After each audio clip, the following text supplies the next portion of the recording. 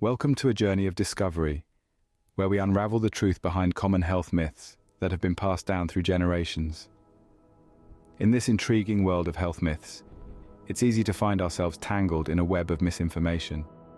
We've all heard them, from the fearsome toilet seat paranoia to the notorious microwave misconception. They've been whispered in our ears, passed around the dinner table, and even shared by well-meaning friends on social media. These myths, though seemingly harmless, can often lead to unnecessary worries or even misguided health practices. For instance, have you ever found yourself hesitating to sit on a public toilet seat, fearing the risk of infection? Or perhaps you've been warned not to sleep with wet hair, lest you catch a cold. And then there's the infamous 5-second rule for dropped food, the misconception about applying ice to burns, and the belief that eating fruits and vegetables with their skins provide more nutrients. Not to forget the fears surrounding medical x-rays, the habit of cracking knuckles, and the impact of occasional chocolate consumption on acne. There's also the age-old belief that eating garlic can repel mosquitoes. In this video, we'll be diving into each of these myths, separating fact from fiction. We'll be busting these myths wide open, backed by scientific evidence and expert opinions. Our aim is to clear up the confusion and debunk these myths once and for all. So buckle up and get ready for a fascinating ride into the world of health myths. Stay tuned as we dive deep into these health myths and uncover the facts. Ever hesitated sitting on a public toilet seat fearing infections? Let's debunk this myth. There's a common fear that's been floating around for years, making people hover above or line public toilet seats with toilet paper, the fear of catching infections. The myth goes that public toilet seats are teeming with harmful bacteria and viruses that can potentially cause various diseases. But how much truth is there to this? Let's dive into the science behind it. Firstly, it's important to understand that not all bacteria are harmful. In fact, our bodies are made up of more bacteria than human cells. The majority of these bacteria are harmless, and many are even beneficial. So, even if a toilet seat has bacteria on it, it's not automatically a danger zone. Moreover, most harmful pathogens that could potentially be found on a toilet seat, such as E. coli or Staphylococcus, are unable to survive on a dry, hard surface for long. They also need a point of entry into the body, which is unlikely to be provided by the skin on your thighs or buttocks. It's also worth noting that the human immune system is incredibly robust. It's designed to deal with a constant onslaught of bacteria and viruses, many of which are much more prevalent in our everyday environments than on a toilet seat. Scientific studies have shown that items we regularly touch, like our smartphones, door handles, or kitchen sponges, harbor far more bacteria than a typical public toilet seat. Yet, we don't think twice about handling these items every day. In summary, while it's always a good idea to practice basic hygiene, the risk of catching an infection from a public toilet seat is significantly low. So, next time you're in a public restroom, worry less about the seat. Microwaves, a kitchen staple, yet a source of fear for many. Time to clear the air. Today, we delve into the myth of microwaves emitting harmful radiation. This fear is as widespread as the appliance itself. However, the truth is pretty far from this misconception. Microwaves, just like your trusty old television or even the sunlight, use non-ionizing radiation to work their magic. This type of radiation doesn't have enough energy to ionize atoms or molecules, meaning it can't alter the structure of your food's atoms, or more importantly, your own. Now, that's not to say that microwaves are completely harmless. The heat they produce can cause burns if mishandled, but that's a far cry from the myth of harmful radiation. Microwaves are designed to be safe.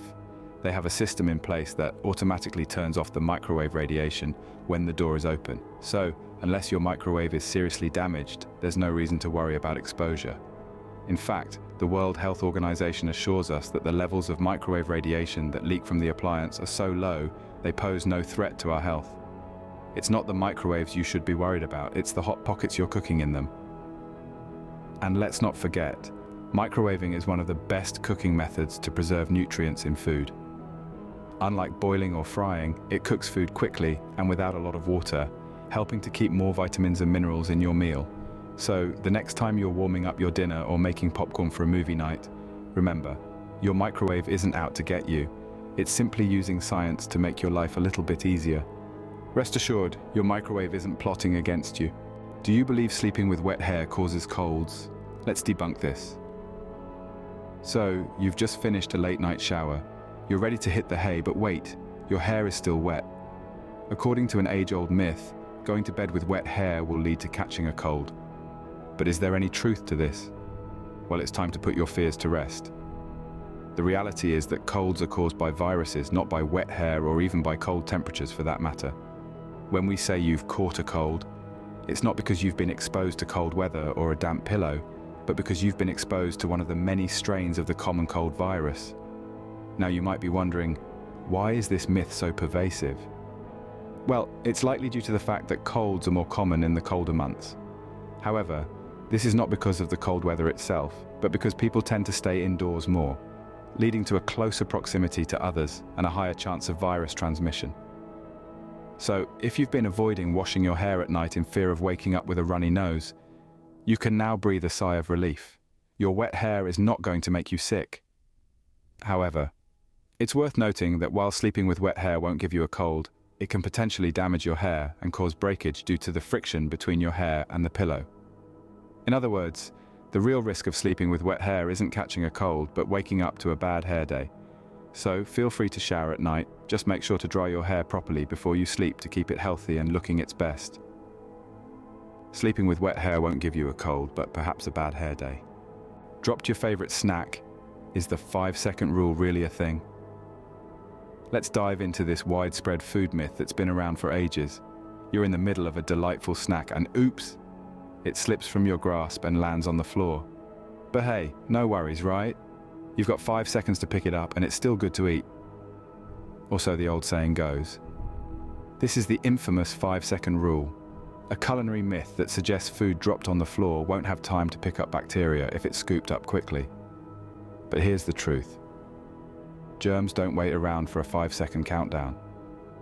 They latch onto your food the moment it makes contact with the surface.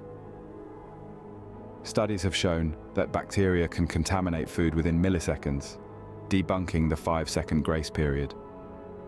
Now, the amount of bacteria transferred to the food does depend on factors like the type of surface, the type of food, and how long it stays on the floor. A gummy bear on a clean kitchen tile might not pick up as much bacteria as a piece of bread landing butter side down on a carpet. But even with these nuances, the 5-second rule is more myth than science. It's a risky game of food safety roulette that can lead to foodborne illnesses. So what should you do when your snack takes a tumble? The safest bet is to let it go. Yes, it's a bummer to say goodbye to that delicious morsel, but it's better than saying hello to a stomach bug. And here's a little food for thought. If we wouldn't eat off the floor, why do we think it's okay to eat food that's been on the floor, even for just 5 seconds? Remember, when it comes to food safety, it's better to be safe than sorry. Burnt your finger on the stove, reaching for ice, wait right there. Let's talk about a common myth that has been doing rounds for years, applying ice on burns. It seems like a quick fix, doesn't it? The cold ice instantly numbing the pain feels like an immediate solution, but hold that thought. While it's true that cooling a burn can help reduce pain, ice is not the hero we need. In fact, it can be quite the villain. Ice, especially directly applied, can cause frostbite and damage the delicate, injured skin even more. It can limit blood flow to the skin, which slows down the healing process and could lead to a worse scar. So, what's the truth here? The best thing to do is to run the burn under cool, not cold, water for about 10 to 20 minutes. This helps to cool the skin down, clean the wound, and reduce the severity of the burn. You could also use a cool compress if running water isn't an option. And of course, for serious burns, it's crucial to seek immediate medical attention. Remember, it's about cooling the burn, not freezing it. So next time you get a burn, skip the ice and reach for some cool water instead. Scene script. Peeling your fruits and vegetables? You might want to rethink that. Welcome to the world of fruits and veggies, where we often find ourselves peeling away the skin before indulging. It's a common practice, almost a ritual for some. But what if we told you that you're peeling away more than just the outer layer?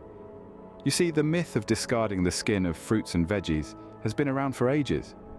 Many believe that the skin doesn't offer much nutritional value, or that it might even be harmful due to pesticides. However, reality paints a different picture. Contrary to popular belief, the skin of fruits and vegetables is packed with nutrients. It often contains a higher concentration of essential elements compared to the flesh. For instance, the skin of an apple has more fiber and vitamin K than its interior. Similarly, the skin of a potato is rich in iron, calcium, potassium, and vitamin B. Moreover, the skin of many fruits and vegetables is home to various antioxidants, which are compounds that help protect your body from damage by free radicals. These antioxidants are crucial in maintaining good health and preventing diseases. Now, you might be thinking about the pesticide concern. Yes, fruits and vegetables may come in contact with pesticides, but washing them thoroughly under running water can significantly reduce any residue. So instead of peeling, give them a good wash. Remember, it's not just about eating fruits and vegetables, it's about getting the most out of them. So why let the nutrient-rich skin go to waste? It's time we debunk this myth and make the most of what nature has to offer.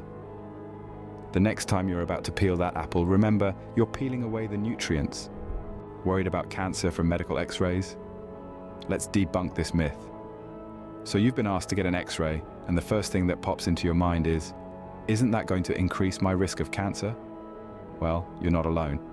This is a common concern that many people share. But here's the thing. This fear, although not entirely baseless, is often blown out of proportion. Firstly, it's important to remember that we're surrounded by radiation every day. It's in the air we breathe, the food we eat, and even the sun we enjoy. It's called background radiation, and it's a completely normal part of our daily lives. Now, the amount of radiation you're exposed to during a typical X-ray is just slightly above this background level. When it comes to medical X-rays, the amount of radiation used is quite low, and the fact is, your body is designed to handle this small increase in radiation. Our cells have repair mechanisms that fix any damage caused by radiation. Now, let's talk about the risk of cancer. Yes, high doses of radiation can increase the risk of developing cancer, but the key word here is high doses. The amount of radiation you're exposed to during a typical X-ray is far from this. In fact, the risk of developing cancer from an X-ray is so low that it's difficult to measure. Moreover, it's crucial to remember that X-rays are an essential diagnostic tool. They help doctors detect and diagnose a wide range of conditions, from broken bones to pneumonia and many more. Without them, diagnosing these conditions would be much more difficult and invasive. So the next time you're asked to get an X-ray, remember this. The benefits of getting that X-ray, of potentially detecting a health condition early, far outweigh the minimal risk associated with the radiation exposure. Remember, the benefits of X-rays far outweigh the minimal risks. Do you crack your knuckles and worry about the consequences? Let's clear this up. For many of us, cracking knuckles is a satisfying habit. It's a little bit like popping bubble wrap, isn't it? But then there are those who cringe at the sound and firmly believe that this seemingly innocent habit is a one-way ticket to arthritis town. But is there any truth in this? Well, it's time to separate fact from fiction. The noise you hear when you crack your knuckles is actually gas bubbles bursting in your synovial fluid. This fluid acts as a lubricant for your joints, and the bubbles form due to changes in joint pressure. Surprisingly, it's completely natural and harmless. But what about arthritis, you ask? Multiple studies have shown that there's no link between knuckle cracking and arthritis. In fact, a gentleman named Donald Unger even won an IG Nobel Prize for his research on this very subject. He cracked the knuckles on his left hand for 60 years, while leaving his right hand crack-free. The result? No arthritis in either hand. However, this doesn't mean you should turn knuckle cracking into an Olympic sport. While it's not harmful per se, excessive cracking could lead to some discomfort. It's been suggested that habitual knuckle cracking can lead to hand swelling or decreased grip strength over time. It's also worth noting that the satisfying pop of a cracked knuckle, while harmless, can be annoying to others around you. So crack away if you must, but remember, moderation is key. Think chocolate gives you acne? Let's debunk this myth. We've all heard this one before, haven't we? That tempting bar of chocolate, the one you've been eyeing all day, is going to wreak havoc on your skin. But is there any truth to this claim? Let's dive into the science. Acne is primarily caused by the overproduction of oil, the clogging of hair follicles by dead skin cells, and the growth of bacteria. While diet can influence these factors, the main culprits are typically high glycemic foods that quickly raise blood sugar levels. These include white bread, chips, and sugary drinks. But what about chocolate? Well, most research suggests that chocolate, especially dark chocolate, does not significantly influence acne. A study published in the Journal of the American Academy of Dermatology found no substantial link between chocolate consumption and increased acne.